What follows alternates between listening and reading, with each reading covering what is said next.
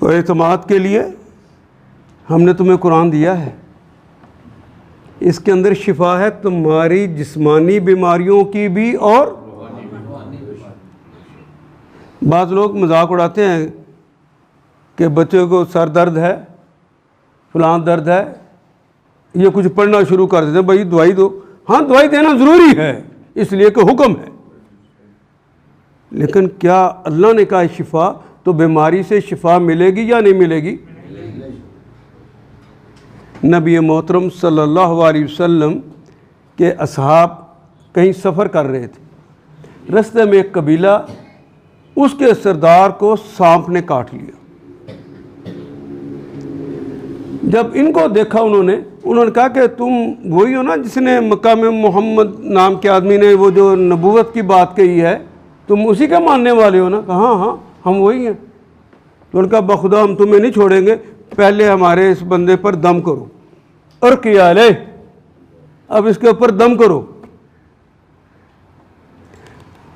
सहाबा को तो कभी बताया ही नहीं था कि दम भी कोई चीज़ होती है, ये करना है वो करना है, बताया ही नहीं था।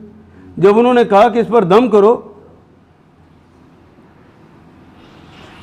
तो उन्होंने दम किया।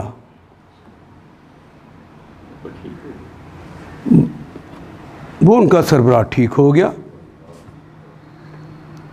जवाब में 40 बकरियां उन्होंने इनाम के तौर पर दी।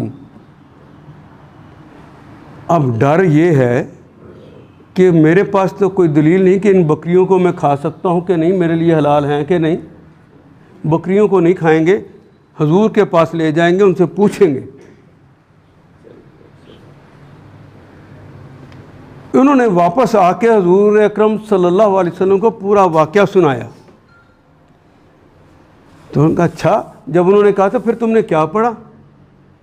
कहा आप ही ने तो कहा था कि सूरह फातिहा के अंदर अल्लाह ने शिफा रखी हुई है, तो आपकी सच्ची ज़ुबान किस तरह गलत कह सकती है? ये यकीन तो होना ज़रूरी है। इस यकीन के बाद जो मैंने कहा है वो तो इल्म मिला है, इल्म के साथ नहीं ये वाक़या होगा, वो यकीन के साथ होगा। उनको यकीन था।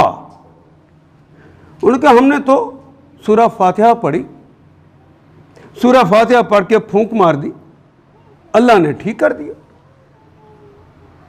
क्या अच्छा मेरा नुस्खा इस्तेमाल किया तुमने?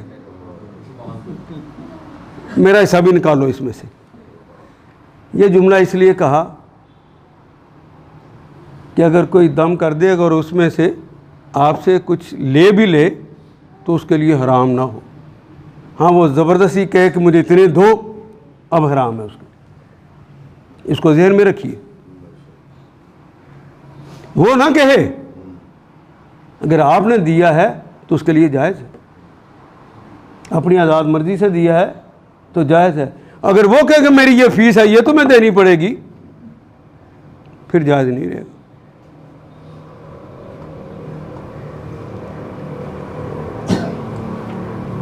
हक बात को मानते हो कि नहीं मानते? बात तो ये, लोग मायूस हो जाते हैं कि जनाब इतने बुराई के ज़माने में नेकी तो दूर दूर कहीं कहीं नज़र आती है, वो भी कम ही नज़र आती है, तो अब अल्लाह का दिन कैसे गालिब हो सकता है? तो चलो अपने फ़ायदे की खातिर गलत जगह वोट ही दे दे। ऐसे ही करते हैं ना, चलो बच्चे को दाखिला ही हो जाएगा। ये जो आपके बड़े बड़े हैं ना, जिनको पता नहीं आप MNA MPA कहते हैं, मिनिस्टर कहते हैं, प्राइम मिनिस्टर कहते हैं, ये इतनी बात पे बिक जाते हैं कि उन्हें ग्रीन कार्ड मिल जाता है, उनके बच्चों को ग्रीन कार्ड मिल जाता है, उन्हें कहीं स्कॉलरशिप उनके बच्चों को बाहर पढ़ने के लिए मिल जाता है। कौम बेच डालते।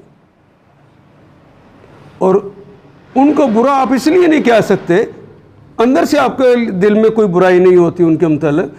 क्यों? इसलिए कि आप भी छोटी सी बात कि मेरे ट्रांसफ़र करवा देगा ये MNA, ये MPA मेरा फ़लाँ काम करा देगा, हमारी नाली ही बना देगा, हमारी सड़क ही बना देगा, अपने फ़ायदे की खातिर करता धरता उसको समझिए। ऐसा ही है ना, वो बड़े लेवल पे बिकते हैं, आप ज़रा छोटे लेवल पे बिक जाते हैं। इसलिए आपके अंदर हम आंगी पाई जाती है, इस हम आंगी को तो तोड़ना है। हक हक है, बातिल मिट जाने के लिए है, ये यकीन क्यों नहीं आ रहा?